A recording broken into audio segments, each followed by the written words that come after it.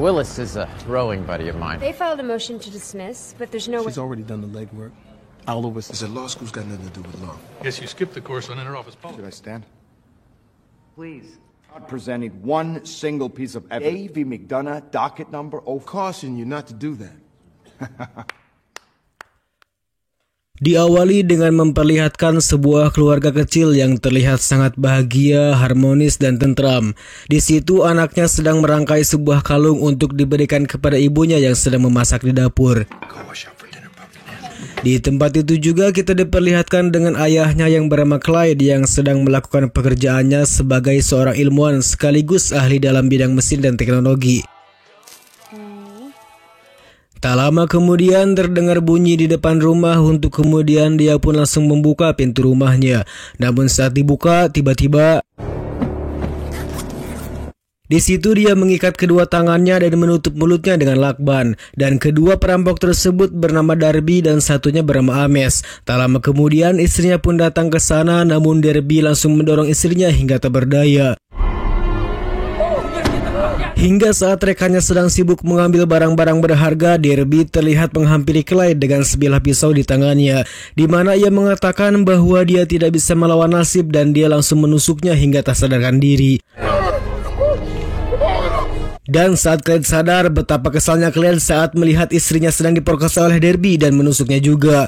Dan di tengah kondisi sekarat itu juga, Darby justru dengan biadabnya masih melanjutkan pemerkosaannya hingga sang istri tewas. Sedangkan Ames yang hanya berniat mencuri barangnya saja, dia pun sangat panik dan mengajak Darby untuk pergi dari sana karena ini sudah sangat keterlaluan. Namun sayang, Darby tetap melakukan hal bejat tersebut. Dan di situ juga anaknya pun muncul dan sangat kebingungan saat melihat kedua orang tuanya sudah terbaring tak berdaya. Sedangkan Clyde yang tak bisa melakukan apapun, dia hanya bisa merelakan istri dan anaknya tewas di depan matanya sendiri.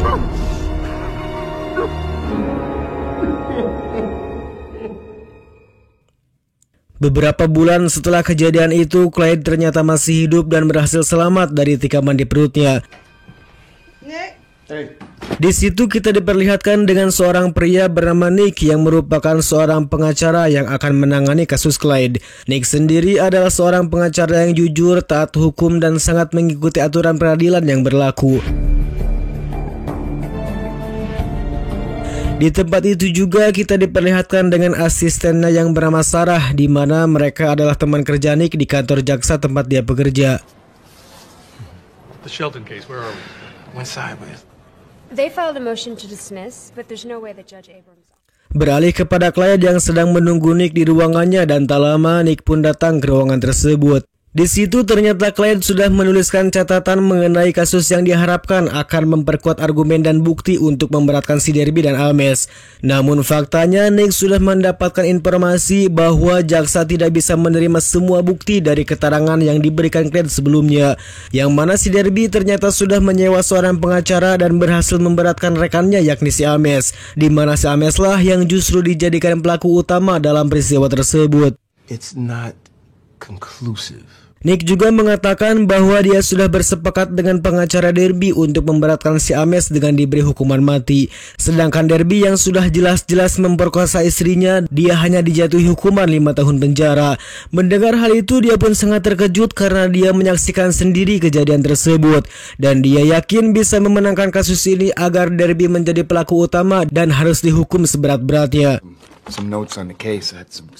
Kemudian Nick pun menjawab bahwa untuk memenangkan sebuah kasus bukanlah tentang apa yang dia lihat ataupun yang dia ketahui, melainkan apa yang bisa Clyde buktikan di persidangan. Dan untuk kebaikannya Nick pun memberi peringatan kepadanya bahwa jika dia terus mengajukan banding itu hanya membuang waktu dan jutaan dolar tanpa hasil. Jadi solusi terbaik menurut Nick saat ini yakni Clyde tidak memberikan saksi dan menyerahkan semuanya kepada Nick. Padahal yang diinginkan Clyde, dia hanya ingin Darby menerima hukuman yang setimpal atas perbuatannya.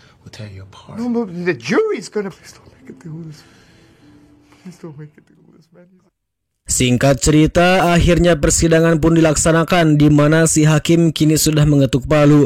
Yang pada intinya Darby hanya dijatuhi hukuman 5 tahun penjara, sedangkan temannya dijatuhi hukuman 10 tahun penjara sebelum diberi hukuman mati.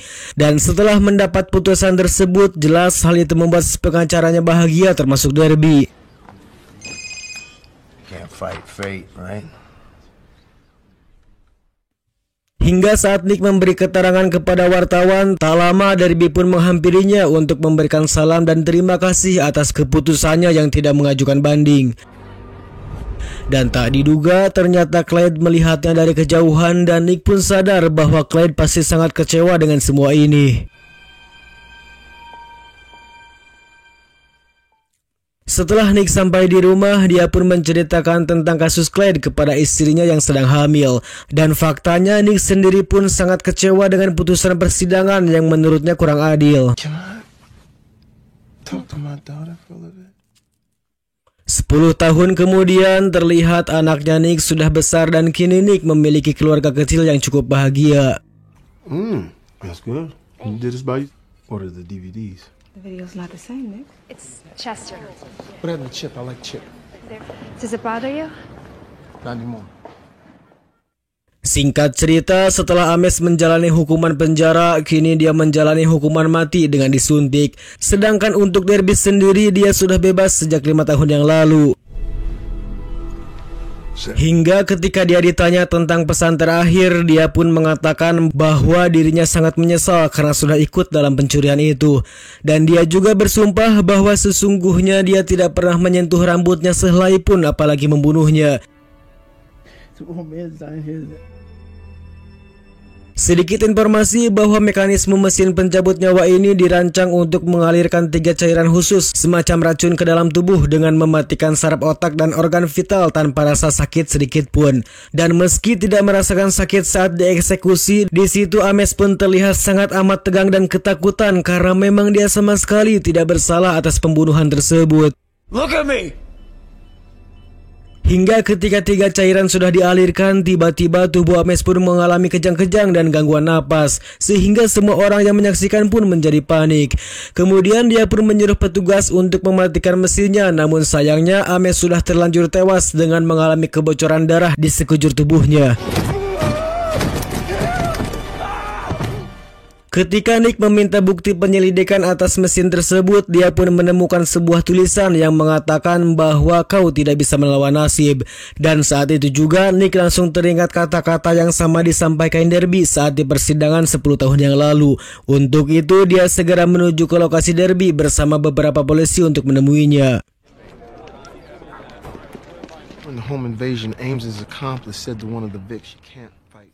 Sementara itu, Derby sendiri terlihat sedang santai dan menonton siaran berita mengenai eksekusi Ames yang berubah menjadi film horor. Dan tololnya Derby yang melihat berita pun dia justru tertawa tanpa rasa salah sedikit pun. Have a look at this. You your guy? I'm locked up longer. Tak lama kemudian dia mendapat telepon misterius yang mengatakan bahwa dirinya sekarang sedang diburu oleh polisi. Dan saat dia keluar melihat jendela, ternyata benar saja di sana sudah ada beberapa mobil polisi yang menuju ke tempatnya. Orang misterius itu pun mengatakan jika dia ingin selamat maka dia hanya perlu mengikuti instruksinya. Dan dengan situasi darurat seperti ini, dia tidak ada banyak pilihan kecuali menuruti perintah dari si penelpon. Kemudian dia diarahkan untuk pergi ke sebuah tempat di mana di sana sudah ada mobil polisi dan seorang petugas yang sudah dilumpuhkan. Di situ Derby pun mengambil pistol si petugas dan membangunkannya, kemudian menyuruh si petugas untuk membawanya ke tempat yang aman. Dan saat mereka sampai di tempat yang aman, Derby pun menyuruh si petugas untuk berbalik. Kemudian saat dia akan menembaknya, dia pun memohon kepada Derby untuk tidak membunuhnya. Dimana jika dia mati, bagaimana dengan kondisi keluarganya nanti? Tak lama kemudian di situ juga dia mendapat telepon dari si pria misterius itu lagi dan dia berterima kasih kepadanya. Dan faktanya si penelpon misterius itu adalah si petugas itu sendiri, yakni Clyde yang menyamar. Di situ dia mengatakan tentang kenapa dia tidak bisa bertemu dengan anak dan istrinya. Jawabannya yaitu karena Derby telah merenggut nyawa istrinya. Dan saat dia menembakkan senjatanya, tiba-tiba tubuh Derby mengalami lumpuh saat itu juga. Karena faktanya pistol tersebut sudah dirancang memiliki suntikan yang di dalamnya sudah diisi racun. Dan racun itu diambil dari ikan buntal dari wilayah Karibia Utara. Yang mana racun itu juga mampu melumpuhkan saraf tubuhnya tapi masih memiliki kesadaran, melihat, mendengar, dan merasakan semuanya. Setelah itu dia pun dibawa ke sebuah gudang kosong milik Clyde, di mana dia juga menjelaskan bahwa dia akan mengalami kesakitan yang sangat luar biasa, dan agar dirinya tidak pingsan, dia pun menyuntikkan sebuah obat dengan maksud agar Derby tetap sadar dan merasakan setiap detik rasa sakit yang diterimanya. Dan agar proses ini menjadi berkesan, dia pun memberikan sebuah cermin di atasnya agar dirinya bisa melihat sendiri saat tubuhnya terpotong satu demi satu. Tak lupa dia juga menempelkan sebuah foto anak dan istrinya Clyde, sehingga wajah mereka lah yang terakhir Derby lihat sebelum ajalnya tiba. Tak hanya itu, Clyde pun merekam kejadian ini dengan meletakkan kamera di sana. Kemudian dia langsung mengambil sebuah gurinda dan memotong tulang betisnya saat itu juga. Now they get to watch the truth. Babe, right, Darby. That'll be the last thing.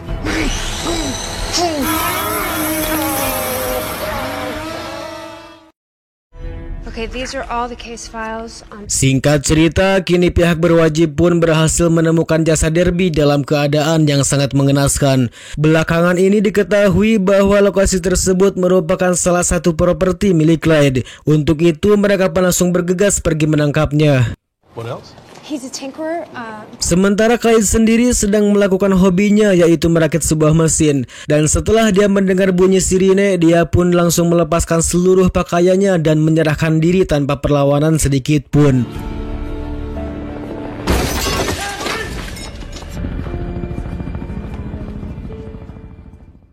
Dan disinilah dia sekarang di sebuah ruangan interogasi yang dijaga ketat oleh pihak keamanan.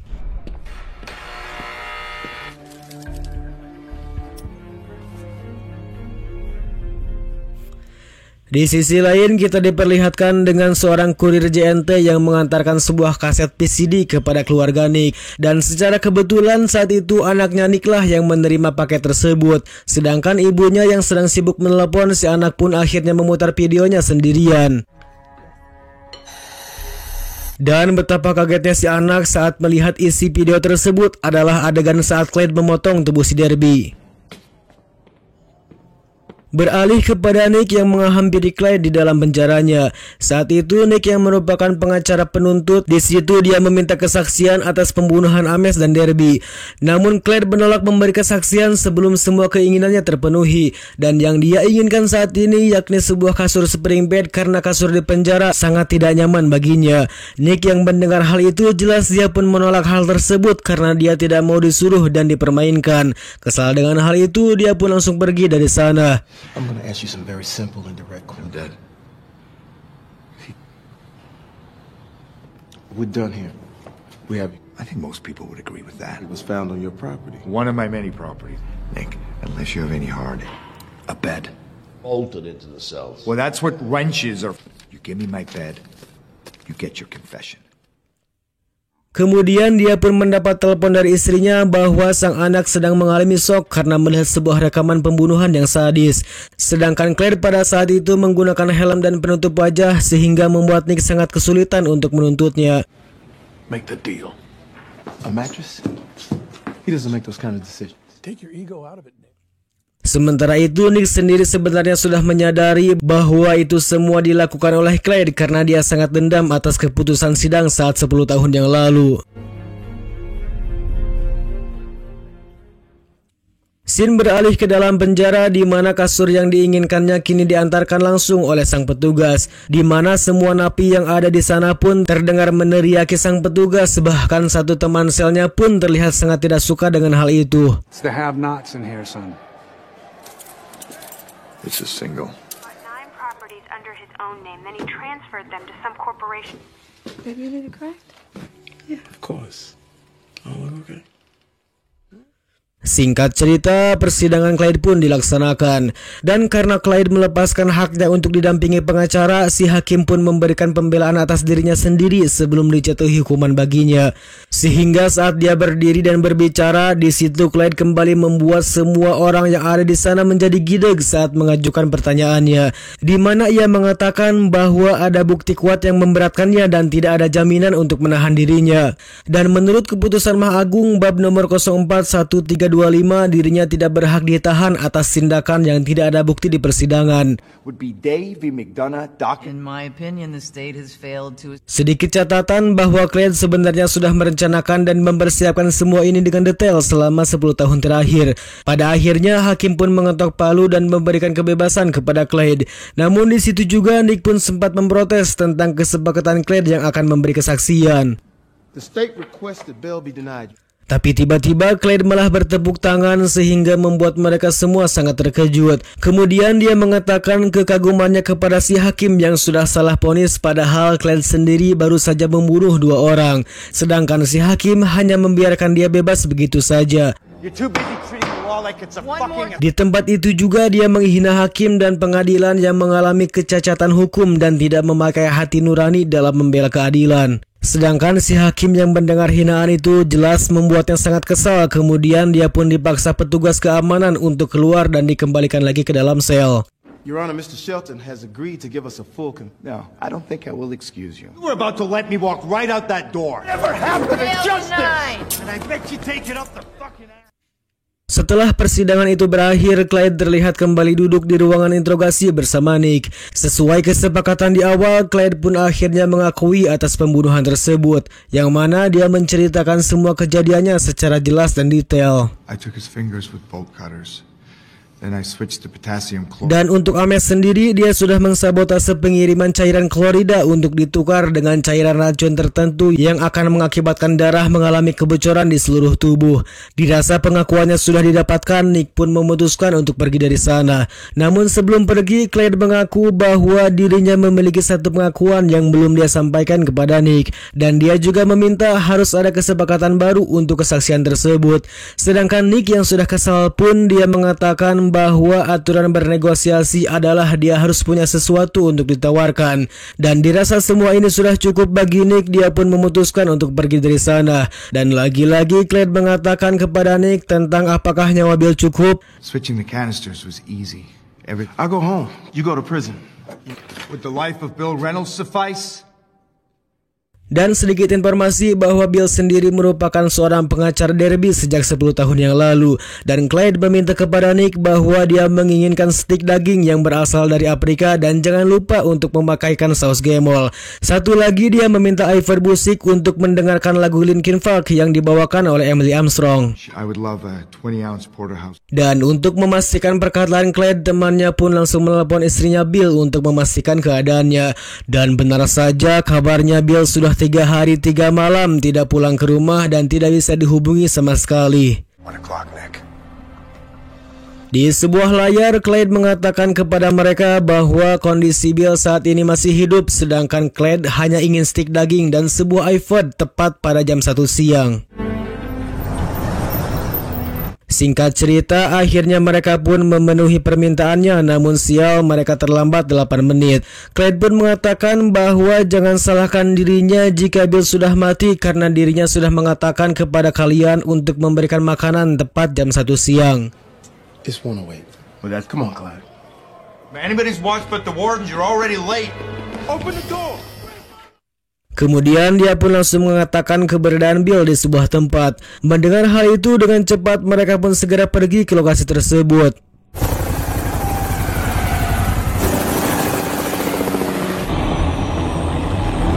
Dan betapa kagetnya mereka saat menemukan Bill sudah terkubur di dalam tanah dengan 3 tabung oksigen yang sudah disetting untuk habis tepat pada jam 1.15 menit. Yang mana jika saja mereka tidak terlambat, mungkin Bill bisa saja masih selamat dan nyawanya tertolong.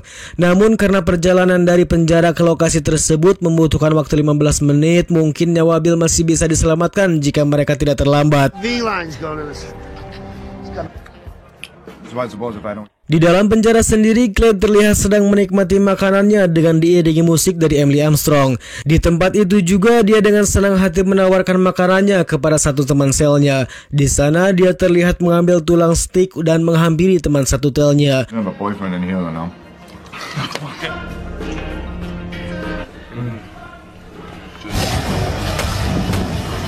Setelah membunuh temannya, dia pun langsung berbaring di kasurnya sambil menunggu petugas untuk mengamankannya. Sementara itu, Nick menerima sebuah telepon dari sipir penjara yang mengatakan bahwa Claire sudah membunuh teman satu selnya. Checking his iPod for clues to his family.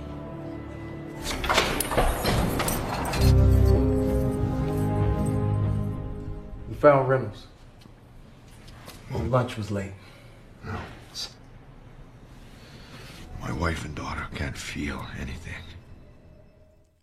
Dan untuk mencari bukti-bukti tentang siapa Claire sebenarnya, Nick pun mulai mendatangi teman Claire yang bernama Asep, di mana ia mengatakan bahwa Claire merupakan seorang pembunuh kelas tinggi yang sangat ahli. Bahkan saat mereka ditugaskan untuk membunuh satu penjahat yang sudah menjadi target, mereka mengirimkan sebuah rudal untuk memusnahkan orang tersebut. Namun sayangnya mereka semua tidak berhasil. Akan tetapi saat mereka meminta bantuan kepada Claire untuk menangani masalah tersebut, dia berhasil membunuh penjahat itu hanya menggunakan alat yang sudah disiapkan dengan teknologi tinggi, di mana alat tersebut dibuat dari serat karbon dan dimasukkan ke dalam sebuah dasi, dan itu cukup membuat musuh meninggal dunia. Dan satu hal yang perlu diingat tentang alasan dia masuk penjara, karena memang hal ini adalah keinginannya, dan setiap aksi yang dilakukannya, hal tersebut menandakan sebuah ancaman bagi orang-orang yang bersangkutan dengannya. Karena siapapun orang yang memiliki masalah dengan Clyde, maka jangan salahkan Clyde jika dirinya dihabisi. If Clyde wants you dead, he's a think tank type guy. His special burning up millions in ordnance and we're getting nowhere with this. In jail, it's because he wants to be in jail. He's a born tactician. Kemudian Nick dan juga Jason kini terlihat datang ke rumah hakim untuk membicarakan masalah hukuman Clyde yang harus diberatkan, dengan alasan karena dia merupakan seorang pria yang sangat berbahaya. Dan dari semua pembicaraan ini, akhirnya jaksa hakim pun menerima hal itu dan akan menuntut Clyde agar mendapatkan hukuman yang lebih berat. Namun saat jaksa hakim mendapat sebuah telepon, tiba-tiba si hakim itu tewas dengan sebuah bom yang dipasangkan di ponselnya. Oleh karena itu, Nick pun kembali menginterogasi Clyde di ruangannya. Di situ dia mengatakan bahwa kematian hakim itu adalah akibat perbuatannya sendiri karena dia memang ingin membasmi sistem peradilan di negeri ini. Dan jika Nick ingin semua ini berakhir, Clyde kembali memberi kesepakatan kepada Nick, di mana dia meminta dibebaskan dan digugurkan dari semua tuduhan yang menimpanya tepat pada jam 6 pagi. Namun jika dia tidak menurutinya, maka Clyde akan membunuh semua orang yang terlibat dengan masalah ini. This broken thing. Lessons not learned in blood are soon for. Or that I watched Kelly take Denise to school. You were doing your job the way that best served you, Nick. The way that best. Change anything? You and whoever else you release me and drop all. Hello? Yeah, Sarah. He has to have an accomplice. Sementara itu, Nick sendiri masih kurang percaya atas apa yang diinginkan dan dikatakan Clyde. Kemudian Nick dan semua teman kerjanya saat ini sedang menunggu waktu tepat pada jam 6 pagi. Hingga saatnya tepat pada jam 6 pagi, ternyata tidak terjadi apapun dan dia menganggap bahwa Clyde hanya mempermainkan mereka semua.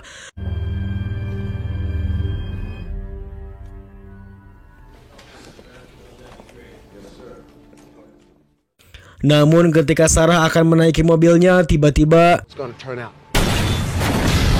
satu persatu mobil yang ada di sana hancur sehingga membuat Sarah tewas saat itu juga. Sorry to have to do this now, but we got something. It's clean. Hadn't been touched. Dan atas semua kekacauan yang terjadi, sang ibu wali kota merasa sangat marah atas kebodohan yang mereka lakukan. Di sana juga dia meminta kepada Nick untuk segera membereskan semua masalah ini. How did this get away from you, Jonah? Release a statement. Get the situation under control, gentlemen. Singkat cerita, kini mereka terlihat sedang menghadiri pemakaman Sarah. Namun di sana Josh menyadari bahwa tidak menutup kemungkinan hal ini akan terjadi pada mereka juga. Tapi Nick mengatakan dan memastikan bahwa kekacauan ini tidak akan terjadi kembali. Fear, we must face those things we fear. You know, I was ready to fight. I was decision. Dan ketika mereka akan kembali ke dalam mobil, tak diduga terlihat dari kejauhan ada sebuah mini tank perang yang mengarah kepada mereka. Dan tiba-tiba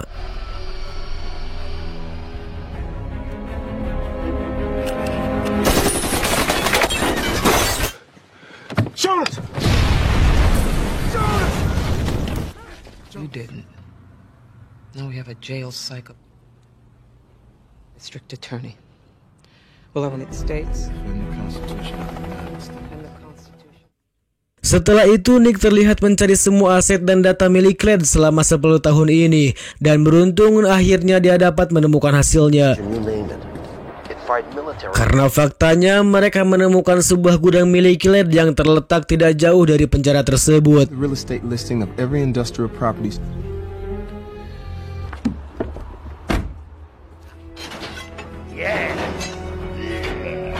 Hingga saat mereka sudah masuk ke dalam, di situ mereka melihat sebuah peralatan bengkel yang sangat lengkap. Lalu ketika Nick melihat sebuah mobil di sana, dia melihat sebuah lubang yang berada tepat di bawah mobil tersebut.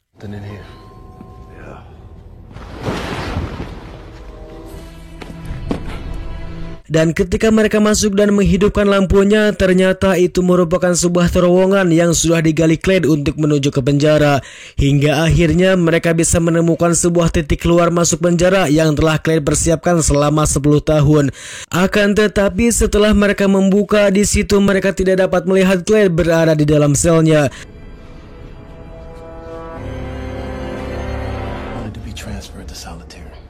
Dan saat dia lebih jauh memeriksanya, ternyata dia sudah mempersiapkan untuk menghancurkan gedung balai kota, yang mana untuk saat ini secara kebetulan sang ibu wali kota akan melangsungkan sebuah rapat.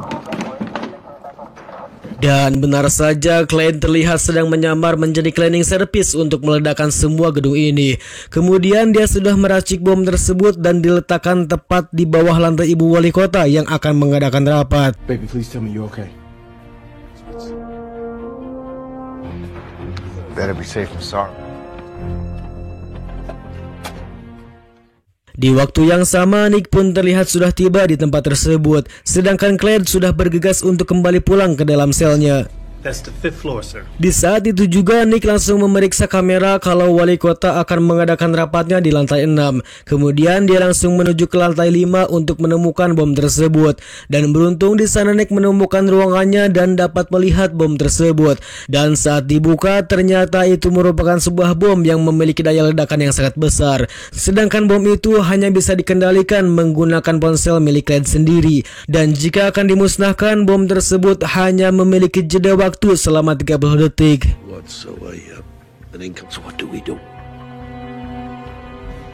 Di sisi lain, para pejabat beserta wali kota dan jajarannya terlihat sudah bersiap untuk memulai rapatnya. Oleh karena itu, Nick pun memutuskan untuk memindahkan bom tersebut ke dalam sel milik Clyde sebelum Clyde mengetahuinya. Security, the FBI. Dan ketika Clyde sudah berada di dalam selnya, tak lama datanglah Nick yang menghampiri Clyde, di mana Nick mengatakan bahwa Clyde benar-benar hebat karena sudah bisa mempermainkan mereka semua. Dan ketika Clyde akan menekan bomnya, Nick pun justru mempersilahkan itu dengan senang hati. Sehingga setelah diaktifkan, di situ Nick mengatakan bahwa tersisa 25 detik untuk bisa kabur dari selnya. Karena faktanya bom tersebut sudah dipindahkan oleh Nick tepat di bawah tempat tidurnya. Sehingga pada akhirnya Clyde pun hanya bisa pasrah dan harus terbunuh dengan bom yang diciptakannya sendiri. Which I figure by now is about 25 more seconds.